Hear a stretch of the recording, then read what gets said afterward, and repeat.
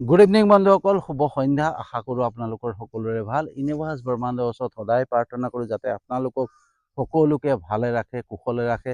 তাৰে কামনাৰে আজিৰ ভিডিঅ'টো আৰম্ভ কৰিব লৈছোঁ। তো বন্ধুসকল, 2025-ৰ মোৰ এইটো প্ৰথম ভিডিঅ'। 2024-ত যিখিনি ভিডিঅ' আপোনালোকলৈ আগবঢ়ালোঁ কেনেকুৱা হ'ল নাজানো। সেয়া মোৰ প্ৰথম পদক্ষেপ আছিলে, প্ৰথম ষ্টাৰ্ট কৰিছিলোঁ। তো কেমেৰা সন্মুখত সিমান কথা কোৱাৰ অভ্যাসো নাছিলে, তথাপি যিমান পাৰোঁ চেষ্টা কৰিছিলোঁ দিবৰ কাৰণে। কিন্তু 2025-ত আৰু অলপ ভাল কৰিম বুলি আশা কৰিছোঁ। মাত্ৰ আপোনালোকৰ সহযোগিতা, আপোনালোকৰ উৎসাহ, আপোনালোকৰ যদি প্ৰেৰণা পাওঁ, ঠিক আছে।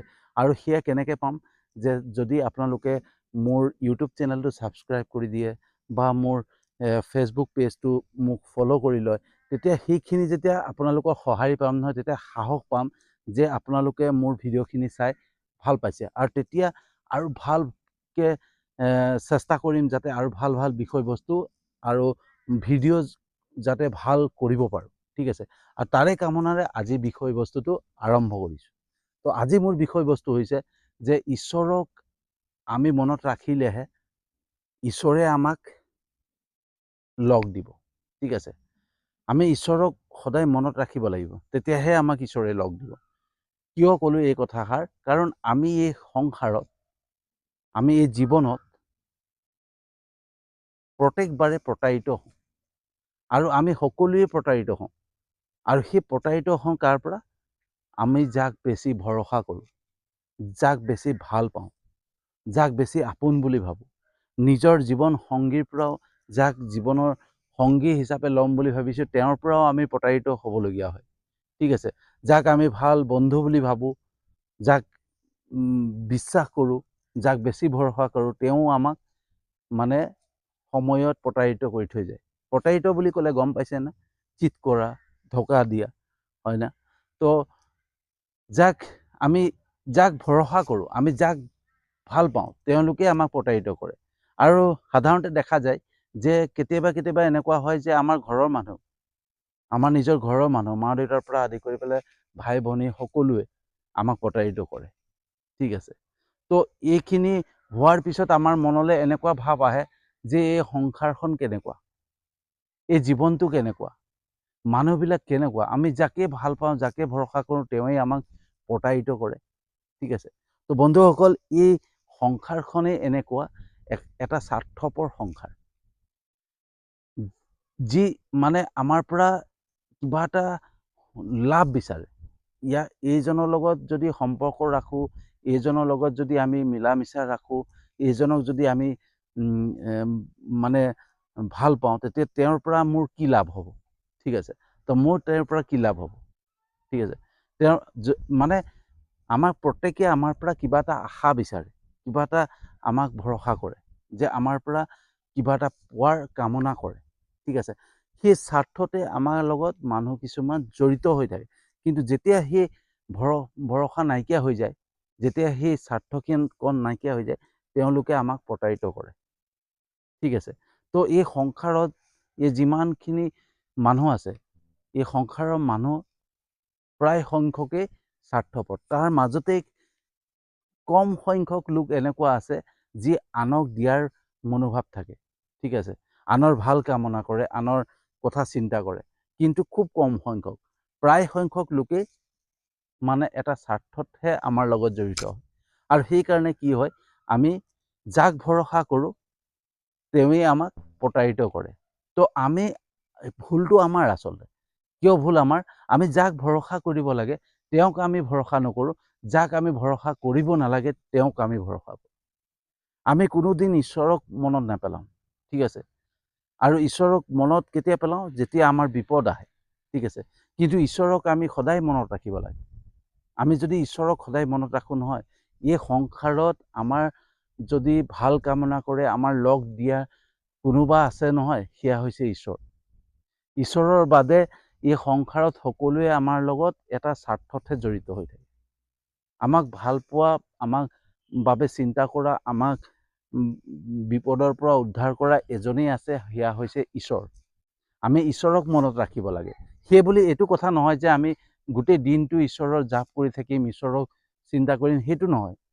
ৰাতিপুৱা সময়ত, গধূলি সময়ত, কোনোবা এটা সময়ত আমি যদি ঈশ্বৰক নিজৰ কথা চিন্তা কৰি নিজৰ মংগলৰ বাবে অকণমান প্ৰাৰ্থনা কৰোঁ নহয়, ঈশ্বৰে আমাক চকু মেলি চাব, আমাক ঈশ্বৰে মনত ৰাখিব।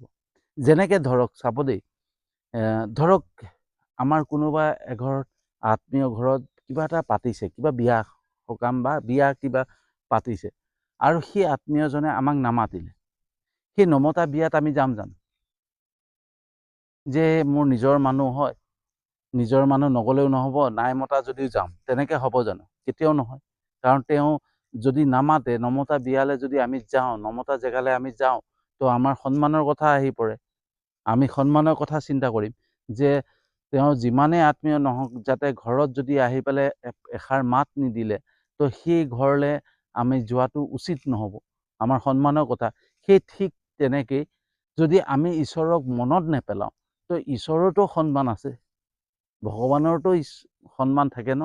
তো ভগৱানেও ভাবিব যে মোক যদি নিবিচাৰে, চিন্তাই নকৰে, তো মই তেওঁৰ লগত কিয় যাম? তো সেইটো কাৰণে আমাক ঈশ্বৰক যেতিয়ালৈকে আমি মনত নাৰাখোঁ, আমি মনত নেপেলাওঁ, তেতিয়ালৈকে আমাক ঈশ্বৰে লগ নিদিয়ে। আৰু সেই বস্তুটো দেখুৱাইছিলে মহাভাৰতত। চাওক, মহাভাৰত মই আগতেও কৈ আছোঁ, আগৰ ভিডিঅ'টো কৈছোঁ যে শাস্ত্ৰৰ পৰা বহুত মেছেজ পোৱা যায়।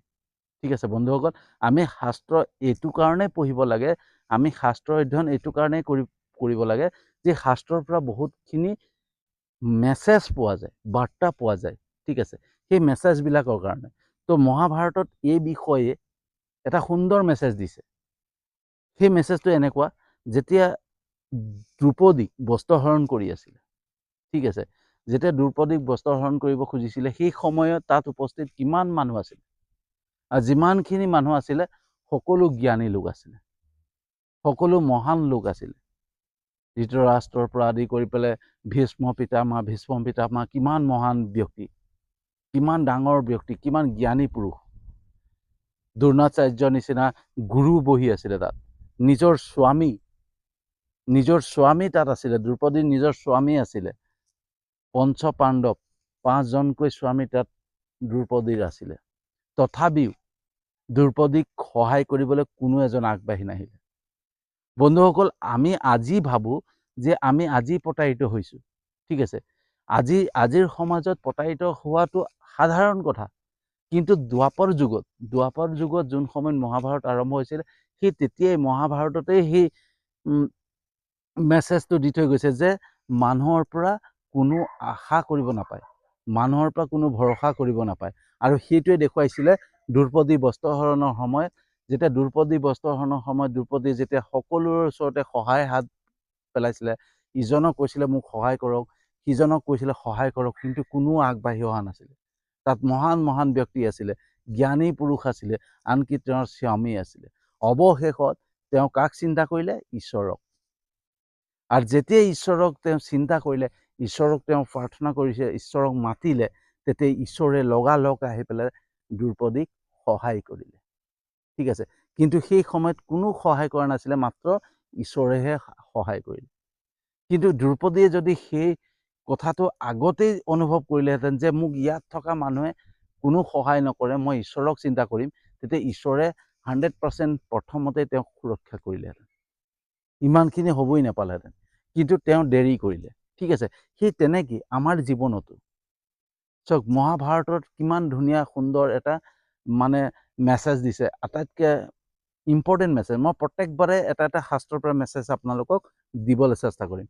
ঠিক আছে, তো মহাভাৰতৰ পৰা কিমান সুন্দৰ মেছেজ এটা দিছে আপোনালোকে নিজে চিন্তা কৰক যে দ্ৰৌপদীক যেতিয়া বস্ত্ৰহৰণ কৰিছিলে, দ্ৰৌপদীয়ে সকলোৰ পৰা সহায় বিচাৰিছিলে, কিন্তু কাৰোৰ পৰা সহায় নাপালে, সকলোৰ পৰা প্ৰতাৰিত হ'ল। কিন্তু লগ কোনে দিলে? ঈশ্বৰে দিলে। ঈশ্বৰে আহি পেলাই সহায় কৰিলে। ঠিক তেনেকেই আমাৰ জীৱনতো তেনেকুৱা হয় যে আমি যাক বেছিকৈ ভৰসা কৰোঁ, যাক আমি ভাবোঁ এইজন মোৰ আমুক হয়, এইজনৰ পৰা মই আমুক পাম, আমি সদায় ভৰসা কৰি থাকোঁ যে এইজনে মোক বিপদত সহায় কৰিব, সেইজনে মোক লগ দিব, অৱশেষত যেতিয়া আমি বিপদত পৰোঁ নহয়, যেতিয়া আমি সমস্যাৰ সন্মুখীন হওঁ, তেতিয়া আমাৰ ওচৰত কোনো নাহে, কোনো নাহে, সকলোৱে আমাৰ পৰা আঁতৰিবলৈ চেষ্টা কৰে। এয়াই হৈছে মানুহৰ জীৱন, ঠিক আছে। খুব কম সংখ্যক লোক আছে বন্ধুসকল, যি আমাক সহায় কৰে, যি আমাক আগবাঢ়ি আহে সহায় কৰিবলৈ, কিন্তু খুব কম পোৱা যায়, ভাগ্যৰ বলতহে পোৱা যায়। কিন্তু বেছি সংখ্যক লোকেই আছে এনেকুৱা, যি ভালৰ সময়ত আপোনাৰ লগত থাকিব, ভাল সময়ত আপোনাৰ লগত সহযোগ কৰিব, আপোনাৰ লগত আমাৰ লগত আহি পেলাই আনন্দ মানে হাঁহিৰ সহযোগিতা কৰিব, আমাৰ ফূৰ্তি সুখৰ সহযোগিতা কৰিব সুখৰ সময়ত, কিন্তু দুখৰ সময়ত সকলোৱে আঁতৰিবলৈ চেষ্টা কৰে। যিমান প্ৰিয় নহওক, যিমান আত্মীয় নহওক, এদিন নহয় এদিন প্ৰতাৰিত কৰিব, কিন্তু এজনেই আপোনালোকক প্ৰতাৰিত নকৰে, সেইজনেই হৈছে ঈশ্বৰ। সেইকাৰণে আমি সদায় ঈশ্বৰক মনত ৰাখিব লাগে। ঈশ্বৰক আমি মনত ৰাখি পেলাই আমি যদি আগুৱাই যাওঁ নহয়, ঈশ্বৰে আমাক যিকোনো বিপদৰ পৰা, যিকোনো সমস্যাৰ পৰা উদ্ধাৰ কৰিব, ঠিক আছে। এই ভিডিঅ'টোৰ পিছত আৰু এটা ভিডিঅ' বনাম, যোনটোত আপোনালোকক মই সেই ভিডিঅ'টোত মই কৈ দিম যে কেনেকৈ আমাক ঈশ্বৰে বিপদৰ পৰা উদ্ধাৰ কৰে। আমাৰ যদি বেয়া কিবা কৰ্ম আছিলে নহয়, কিবা কৰ্মফল আছিলে, কিবা কৰ্মফলত আমি ভুগিবলগীয়া হৈছে, যদি আজি ভাল কাম কৰি থাকোঁ, আজি যদি ভাল চিন্তা কৰোঁ নহয়, তেতিয়া ঈশ্বৰে আমাক কেনেকৈ সহায় কৰে সেইটো এটা মই ভিডিঅ' বনাম, ঠিক আছে বন্ধুসকল। তো আজি মই কথা হৈছে, ঈশ্বৰক যদি আমি চিন্তা কৰি থাকোঁ নহয়, ঈশ্বৰে আমাক পদে পদে আমাক বিপদৰ পৰা ৰক্ষা কৰিব। মাত্ৰ ঈশ্বৰক আমি মনত ৰাখিব লাগিব, আমি ভৰসা কৰিব লাগিব ঈশ্বৰক, মানুহক নহয়। যদি মানুহক ভৰসা কৰি যাওঁ নহয়, পদে পদে আমি প্ৰতাৰিত হৈ গৈ থাকিম, ঠিক আছে। তো সেইকাৰণে সদায় আমি ঈশ্বৰক চিন্তা কৰিব লাগে।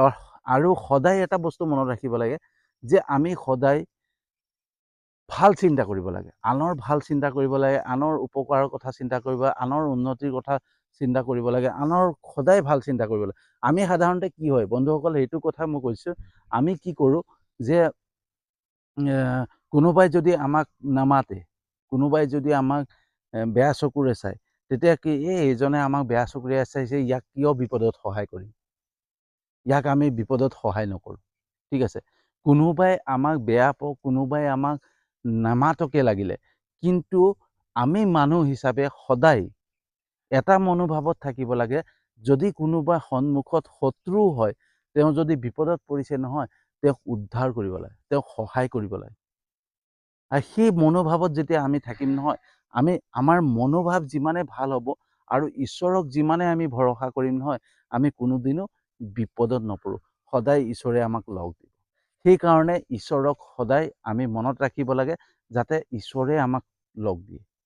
এই পৃথিৱীত নিজতকৈ আপোন কোনো নাই, আৰু ঈশ্বৰতকৈ লগ দিয়া মানে সহায়ক এই পৃথিৱীত কোনো নাই। এই সংসাৰত মাত্ৰ নিজক যিমান আমি ভাল পাওঁ নহয়, আমাক কোনো ভাল নাপায়, এটা স্বাৰ্থতহে ভাল পায়, ঠিক আছে। তো আমি নিজক ভাল পাবলৈ শিকিব লাগে আৰু ঈশ্বৰক ভৰসা কৰিবলৈ শিকিব লাগিব। আমি মানুহক ভৰসা কৰাতকৈ নহয়, ঈশ্বৰক যদি ভৰসা কৰোঁ নহয়, আমাক ঈশ্বৰে সদায় লগ দিব। সেইকাৰণে সদায় ঈশ্বৰক আমি মনত ৰাখিব লাগে, যাতে ঈশ্বৰে আমাক সদায় লগ দিয়ে। তো ভিডিঅ'টো কেনেকুৱা লাগিলে জনাব। যদি সঁচাকৈ ভাল লাগিছে, যিমান পাৰে শ্বেয়াৰ কৰি দিব। কিন্তু আপোনালোকে নকৰে, কিন্তু কৰিব শ্বেয়াৰ, কাৰণ চাওক, এনেকুৱা ধৰণৰ ভিডিঅ'ই কাৰোবাৰ হয়তো কিবা এটা উপকাৰ কৰি দিব পাৰে, কাৰোবাৰ হয়তো ভাল কৰিব পাৰে। তো সেইটো কাৰণে যিমান পাৰে ভিডিঅ'টো শ্বেয়াৰ কৰিব, ঠিক আছে। আৰু যদি আপোনালোকে মোক খুব ভাল পাইছে বা ভিডিঅ' ভাল পাইছে, তো কমেণ্ট কৰিব, লাইক কমেণ্ট শ্বেয়াৰ কৰিব, তেতিয়া ভাল লাগে। আপোনালোকৰ সহযোগিতা পালে, আপোনালোকৰ উৎসাহ পালে মই দুগুণে উৎসাহ পাওঁ, যাতে এনেকুৱা ধৰণৰ বিষয়বস্তুবিলাক দি থাকিবৰ কাৰণে। মই সদায় এনেকুৱা ধৰণৰ বস্তুৱে দিম, যোনটো সকলোৰে উপকাৰ হয়, ঠিক আছে। তো আজিলৈ ইমানতে সামৰণি মাৰিছোঁ, আৰু এটা নতুন বিষয়বস্তু লৈ আহি আছোঁ।